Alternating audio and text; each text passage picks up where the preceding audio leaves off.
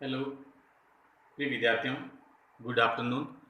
आज हम बीए द्वितीय वर्ष राजनीति विज्ञान का द्वितीय प्रश्न पत्र प्रतिनिधि राजनीतिक चिंतक का सेकंड यूनिट का जो टॉपिक है उसमें संत थॉमस एक्विनास के कानूनों के वर्गीकरण के बारे में बात करेंगे।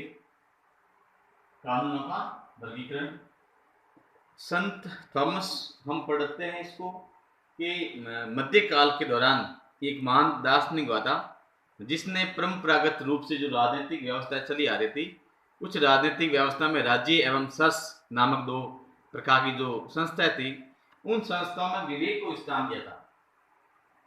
विवेक एवं तर्क, इन दोनों का उन्होंने कहा था कि क्यों नहीं राज्य और धर्म में तर्क एवं विवेक की प्रधानता को स्थापित किया जाए, जिसके आधार पर जो राज्य के द्वारा जो कानून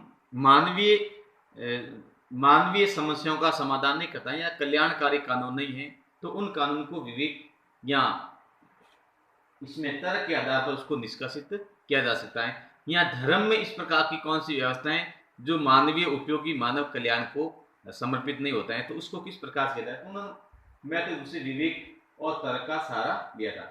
और इसमें जो इसका जो खास कर जो सिद्धांत है वो है कानूनों का वर्गीकरण।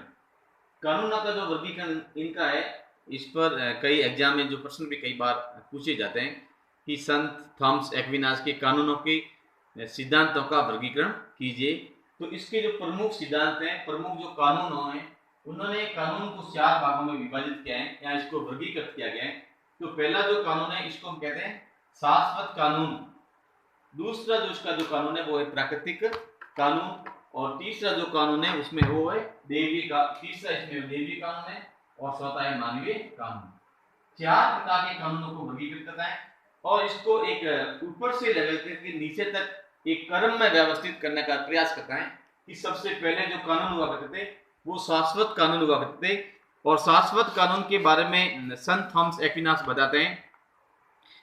बताते हैं कि ये जो कानून है ये समस्त सृष्टि पर लागू होते हैं या समस्त सृष्टि की और इसका जो ध्यान इंगित किया जाता है, और कहता है कि इसमें देव, मानव, पशु, जड़ पदार्थ शाश्वत कानून के अधीन माने जाते हैं। शाश्वत विधियां सर्वोच्च विवेक का प्रतीक होता है। उन्हें पूर्ण रूप से न समझ पाने के कारण ही मनुष्य भाग्य के भरोसे बैठा रहता है। अतः सीमित बुद्धि के कारण प्रत्येक मनुष्य शाश्वत कानून को समझ नहीं पाता है। शाश्वत कानून ईश्वरीय ज्ञान है जिसके द्वारा प्रकृति की सृष्टि की जाती है या प्रकृति की रचना की जाती है और प्रकृति एवं ब्रह्मांड पर नियंत्रण रखा जाता है। थॉमस एक्विनास ने अपनी प्रसिद्ध पुस्तक सुमा थियोलॉजिका में लिखा है कि शाश्वत कानून दैवीय ज्ञान है और सभी कार्यों एवं प्रवृत्तियों को निर्देश देता है। ये स्वयं में सत्य है। अर्थात हम कह सकते हैं कि शाश्वत जो कानून है, एक तो बात ये आती है कि ये सत्य पर आधारित है, सत्य और विवेक पर आधारित है। इसलिए जिस प्रत्येक मनुष्य में सत्य, विवेक एवं तर्क करने की शक्ति नहीं होती है, तो ऐसी स्थिति में प्रत्येक मनुष्य शाश्वत कानून है इस शाश्वत कानून को समझ नहीं पाता है। और एक प्रकार से देखा जाता है कि ईश्वरीय ज्ञान की एक प्रतिरूप है, और जो व्यक्ति इस प्रकार के जो कानून के बारे में जानकारी रख सकता है उसके अंदर जो देवांश पाया जाता है। तो राजा के बारे में वो बताता है कि राजा के पास में शाश्वत कानून का उसके पास में अनुभव या ज्ञान होना जरूरी है, जिसके माध्यम से एक राज्य में जो राजा है वो व्यक्ति के सर्वांगीण विकास के लिए किस प्रकार से योग दे सकता है।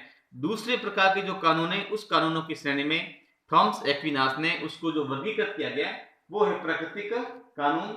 जो प्राकृतिक कानून है, इस प्राकृतिक कानून की जो उत्पत्ति होती है वो उत्पत्ति शाश्वत कानूनों से होती है। ये उनके अधिक स्पष्ट एवं बोधगम्य है।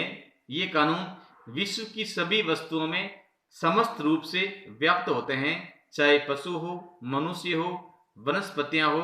मनुष्य विवेकशील होने के कारण इसका पालन सुंदर ढंग से कर सकता है।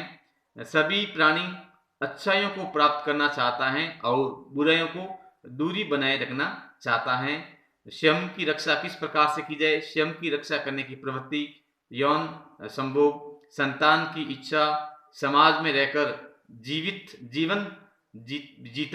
जीवन बिताने की इच्छा, सत्य का बोध, बुद्धि का विकास आदि प्राकृतिक कानूनों से संबंधित है। इस प्रकार से हम कह सकते हैं कि जो प्राकृतिक कानून है वो प्राकृतिक कानून शाश्वत कानूनों से इसकी उत्पत्ति होती है और प्रकृति के द्वारा ये कानून प्राप्त किए जा सकते हैं। ये सभी जीव जंतुओं पर समान रूप से लागू होते हैं, लेकिन मनुष्य एक बुद्धिजीवी वर्ग होने के कारण या उसमें एक बुद्धि पाई जाने के कारण या विवेक के कारण वो इसका सही तरीके से इसका उपयोग कर सकता है। इस प्रकार से जो प्राकृतिक जो कानून होता है वो प्रकृति के द्वारा जो व्यक्ति की जो नीड होती है उसकी आवश्यकता करने की जो प्रवृत्ति होती है वो प्रवृत्ति सभी मनुष्यों में पाई जाती है। इस आधार से ये प्राकृतिक कानूनों की ओर थॉमस एक्विनास का ध्यान वर्गीकृत किया जा सकता है।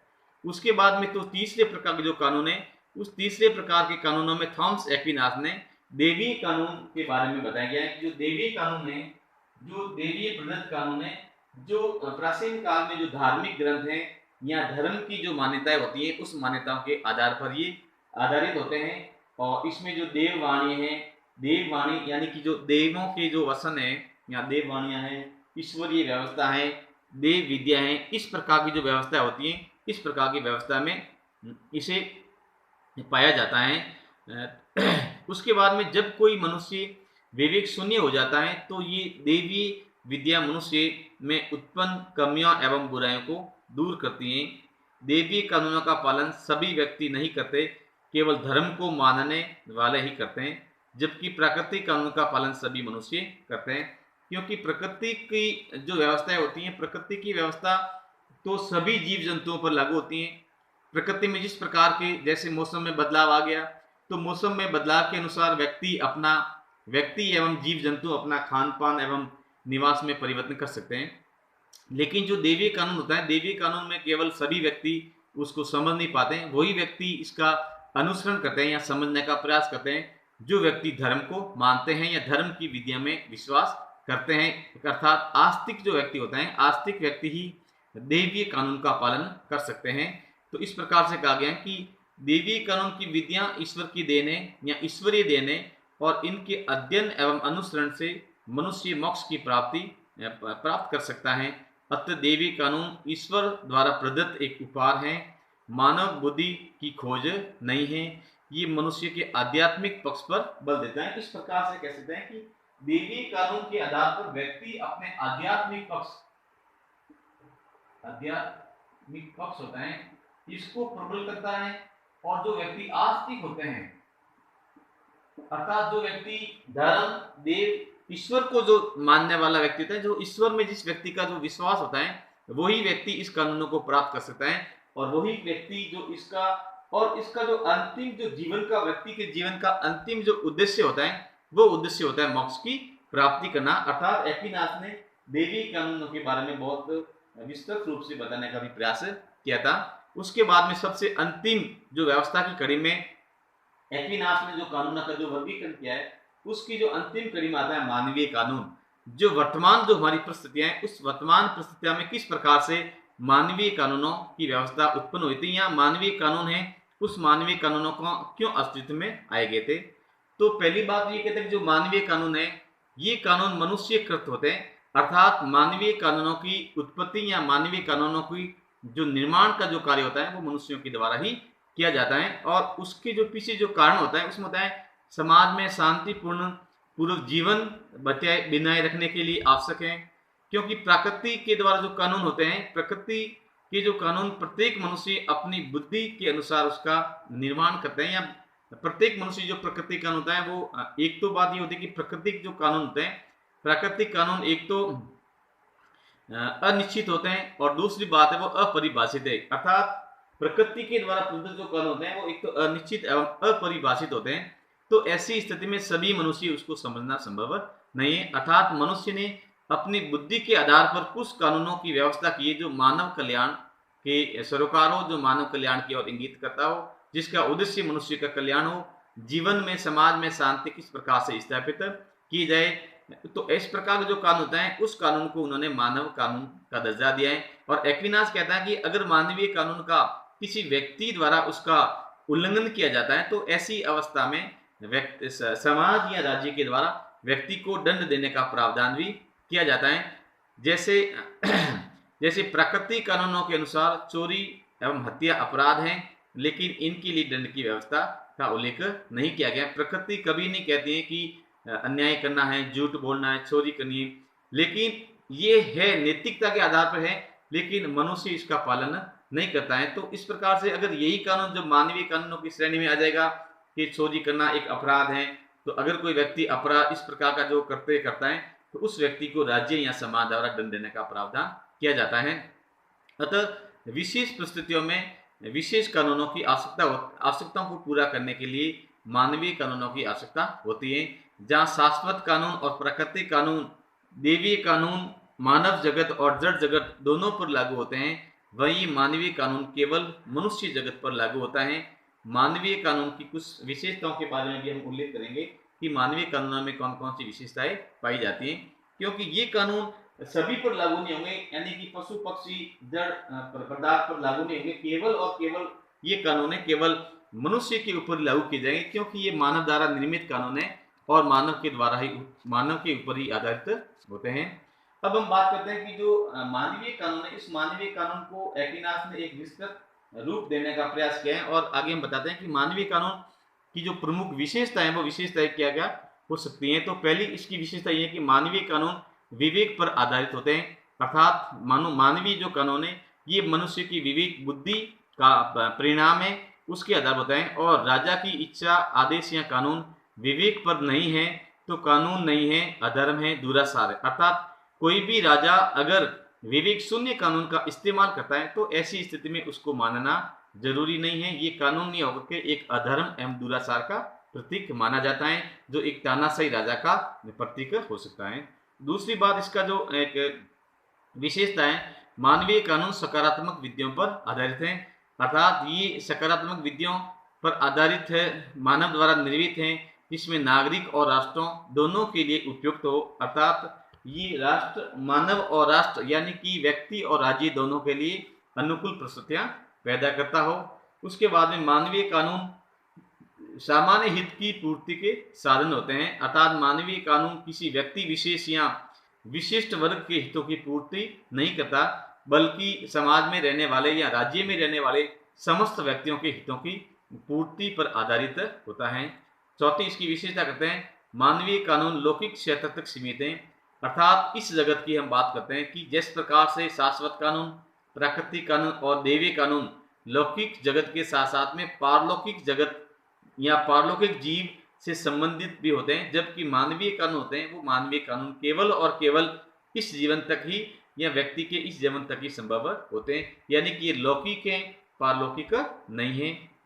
उसके बाद में मानवीय कानून सार्वजनिक सहमति एवं मान्यताओं पर आधारित होते हैं। मानव द्वारा जो निर्मित कानून होता है ये कानून सार्वजनिक मान्यताओं पर आधारित होता है, यानी कि सभी लोगों के हितों को ध्यान में रखते हुए कानून का निर्माण किया जाता है, न केवल व्यक्ति विशेष के अधिकारों या हितों की पूर्ति करता है, जबकि मानवीय कानून व्यक्ति समस्त प्रकार के जो प्राणी है, समस्त प्रकार के जो व्यक्ति हैं, सभी व्यक्तियों के हितों को ध्यान में रखकर इसको निर्मित किया जाता है। मानवीय कानून के पीछे दंड की शक्ति का बल प्रयोग होता है या दंड की शक्ति का प्रावधान होता है। मानवीय कानून का उल्लंघन करने वाले व्यक्ति एवं संस्था को दंड देने का प्रावधान भी किया गया है, अर्थात ये कानून अन्य कानूनों से भिन्न है। अगर किसी व्यक्ति द्वारा या किसी संस्था के द्वारा मानवीय कानून का उल्लंघन किया जाता है, उस कानून की पालना नहीं की जाती है, तो ऐसी स्थिति में व्यक्ति या संस्था को दंड देने का प्रावधान भी इस प्रकार से किया गया है। आज हमारी जो आधुनिक सरकारें, आधुनिक सरकारों में जो संविधान निर्मित है और उन संविधान के अनुसार जो अलग अलग जो संविधान का जो कानून की व्यवस्था की गई है, अगर व्यक्ति समाज में उस कानूनों की व्यवस्था का पालन नहीं करता है तो ऐसी स्थिति में उस व्यक्ति को दंड देने का प्रावधान भी किया जा सकता है। मानवीय कानून का पालन सशर्त होता है। मानवीय कानून प्राकृतिक कानून के अनुरूप होने की शर्त पर आधारित होने चाहिए। अगर इस शर्त को पूरा न करे तो उसका विरोध किया जाना चाहिए। एक्विनास ने कहा कि एक अत्याचारी शासक के अधिनियम लागू नहीं है या उसके अत्याचारी शासक के द्वारा लागू निर्मित किए गए कानून एक न्यायोचित कानून नहीं है, अर्थात उसका पालन नहीं करना चाहिए। वरन कानून के विकृत रूप हैं तो उन्हें कानून के स्थान पर हिंसा के बल पर कार्य किया जाता है। तो इस प्रकार से एक्विनास ने यह भी समझाने का प्रयास किया कि अगर कोई राजा या शासक अगर वो तानाशाही प्रकार का रवैया अपनाता है और तानाशाही रवैया के आधार पर अगर वो अमानवीय कानून को लागू करता है तो इस प्रकार के कानूनों को व्यक्ति को विरोध करने का अधिकार मिलना चाहिए। इस प्रकार से सन थॉमस एक्विनास के वर्गीकरण, जो कानूनों का जो वर्गीकरण था, हमने बहुत ही सहज भाव से इसको समझने का प्रयास किया है। विद्यार्थी इस वीडियो को एक दो बार देखने का प्रयास करें और समझने का प्रयास करें। ये जो आपकी इस यूनिट का जो प्रश्न है, क्योंकि इस यूनिट में आपके दो ही दे रखे हैं, एक तो मैकियावेली के बारे में बताया गया है और दूसरा इसका एक्विनास के बारे में बताया गया। तो एक्विनास के राज्य के बारे में जो सिद्धांत कल हमने बात की थी और एक कानूनों का जो वर्गीकरण है, क्योंकि इसके ऊपर कई बार आपकी जो 15 जो अंक का क्वेश्चन आता है, बड़ा क्वेश्चन आता है, 15 अंक आता है। कई बार छोटे छोटे प्रश्न पूछ देते हैं कि कोई दो कानूनों के बारे में बताओ। तो इस टाइप का जो बड़ा प्रश्न आता है तो विद्यार्थी पूर्ण रूप से इसको समझने का प्रयास करे जिससे कि एग्जाम में बढ़िया स्कोर कर सके। धन्यवाद।